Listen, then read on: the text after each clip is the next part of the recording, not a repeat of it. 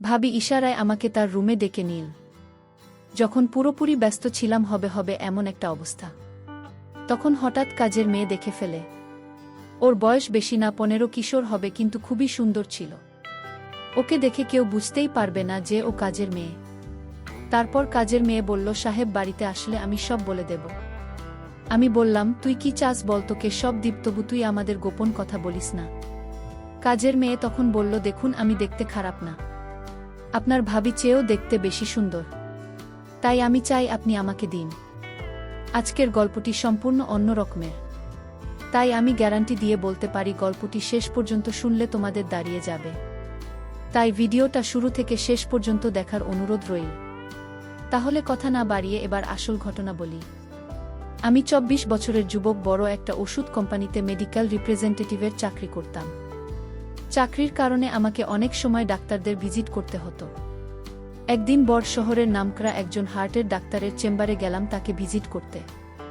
তখন ডাক্তার এক রোগীকে দেখতে ছিল। আমি সেখানে বসে ডাক্তারের জন্য অপেক্ষা করতে লাগলাম। আমি বসে ডাক্তারের সহযোগীর সাথে গল্প করতেছিলাম। তখন প্রায় রাত 8টা বাজে।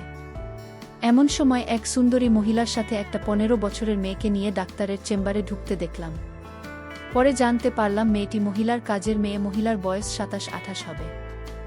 দেখতে অনেক লম্বা আর খুবই সুন্দরী, যে কোনো ছেলে দেখে তার প্রতি দুর্বল হয়ে পড়বে। আমি তার দিকে চেয়ে রইলাম। সে একটা হাত কাটা চিকেন কাপড়ের জামা পরেছিল। মহিলা আমার দিকে তাকিয়ে মুচকি হেসে বলল, আমি ডাক্তার দেখাতে চাই, তাই ডাক্তারের অ্যাপয়েন্টমেন্ট লাগবে। ডাক্তারের সহযোগী ফাইল চেক করে বলল, আপনাকে 4 দিন পরে আসতে হবে, এর আগে কিছুতেই সম্ভব না।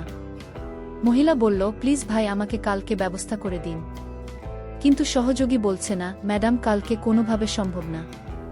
এরপর মহিলাটি কাউন্টারের সামনে এসে একটু ঝুঁকে আমার দিকে তাকিয়ে কেমন একটা মুচকি হাসি দিয়ে বলল, আপনি একটু চেষ্টা করে দেখেন না।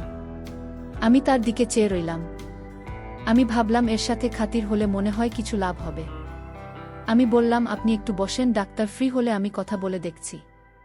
কিছুক্ষণ পর ডাক্তার ফ্রি হলে আমি তার রুমে গিয়ে বললাম, আমার এক পরিচিত ভাবি আছে, তার যে কি সমস্যা, তাই আপনাকে কাল একটু সময় দিতে হবে।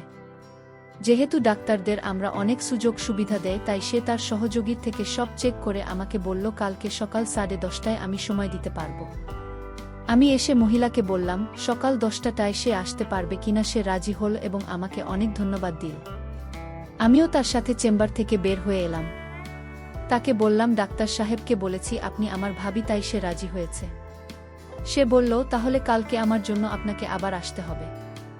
আমি বললাম, এতে কোনো সমস্যা নেই, আপনার মতো সুন্দরী মহিলাকে সাহায্য করতে পেরে ভাল লাগছে।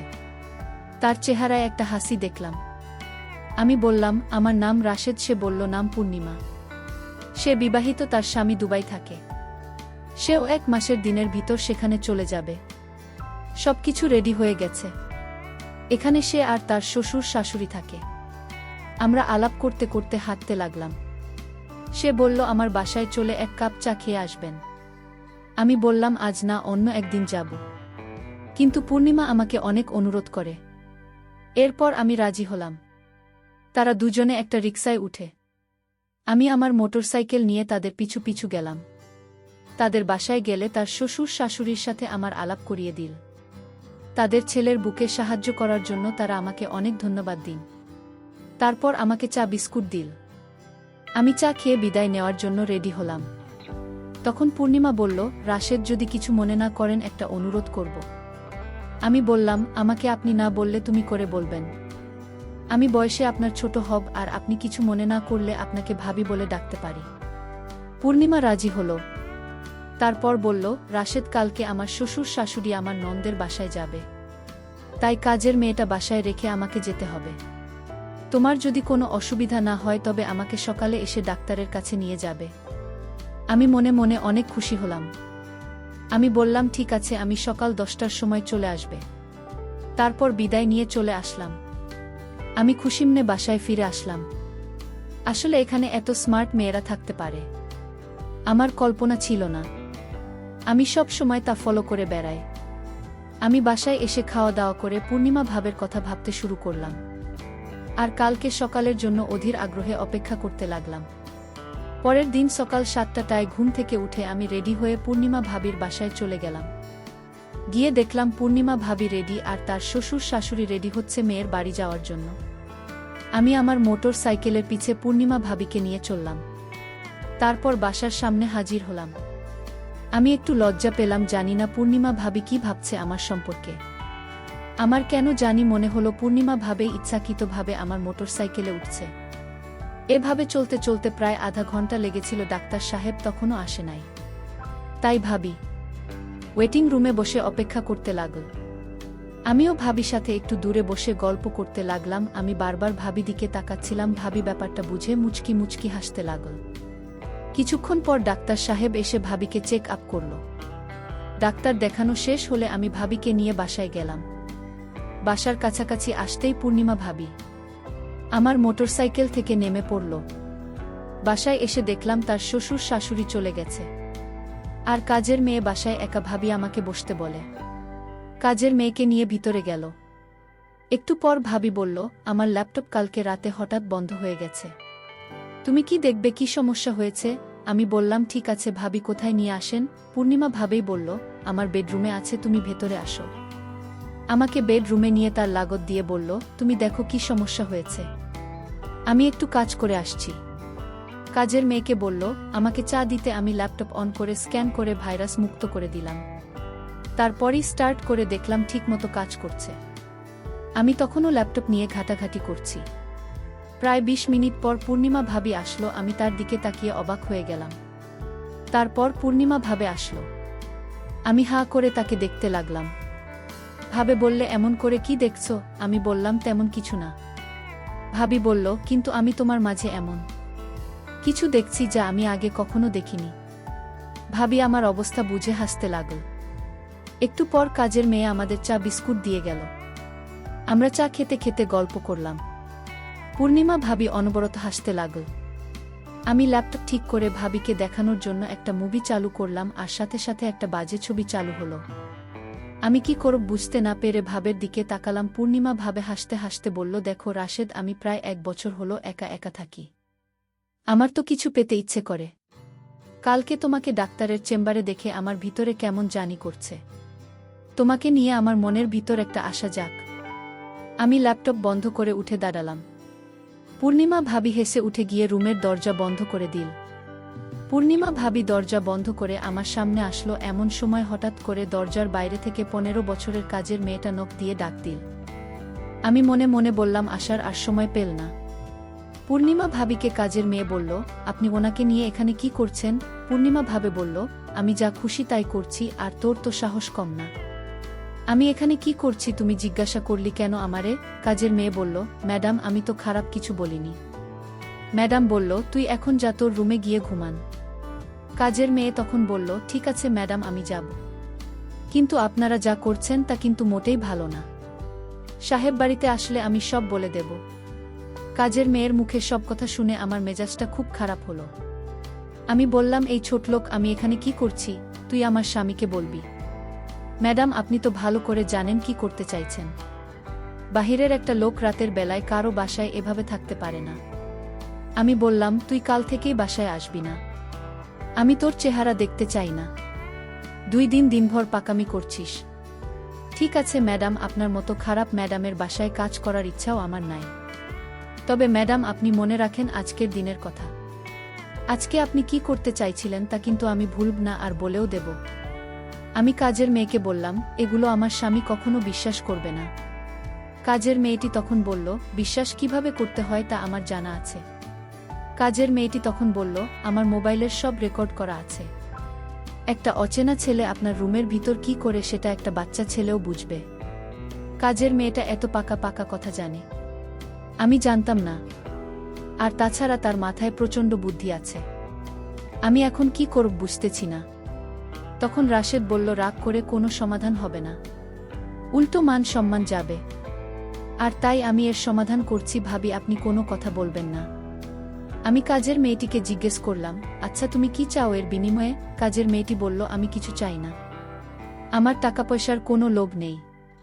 আচ্ছা তাহলে কি করলে তোমার মুখটা বন্ধ রাখবে আর আমাদের কথা কাউকে বলবেন না? কাজের মেয়েটি বলল, একটা জিনিস চাই, যদি দেন তাহলে আমি কাউকে কিছু বলবো না। আমি বললাম, আচ্ছা ঠিক আছে, এখন বলো তোমার কি জিনিস চাই। কাজের মেয়েটি তখন বলল, আপনি ভাবির সাথে যা করতে চেয়েছিলেন আমিও তা চাই। কাজের মেয়ের মুখে এমন কথা শুনে আমার কলিজাটা কেঁপে উঠল। আরে বলে কি? আমি তখন কাজের মেয়েটিকে প্রশ্ন করলাম, এর আগে কি তুমি এরকম হয়েছে কারো সাথে? কাজের মেয়েটি বলল, না হয়নি, কিন্তু আমি চাই। আমি কাজের মেয়েটিকে বুঝিয়ে বললাম, দেখো তুমি এখনো বাচ্চা মেয়ে। আচ্ছা তুমি নিজেই বল, এখন কি তোমাকে বিয়ে দেওয়া ঠিক হবে? কাজের মেয়েটি বলল, আমার পাশের বাড়ির বান্ধবী, সে আমার থেকে 2 বছরের ছোট, তার যদি বিয়ে হতে পারে তাহলে আমার হতে পারে না। আমি কাজের মেয়ে। প্রত্যেকটা কথা শুনে অনেক অদ্ভুত লাগছে। আমি তখন কাজের মেয়েটিকে ধমক দিয়ে বললাম, তুমি যেসব বলছো তোমার কি ভয় করছে না? ভয় করবে কেন?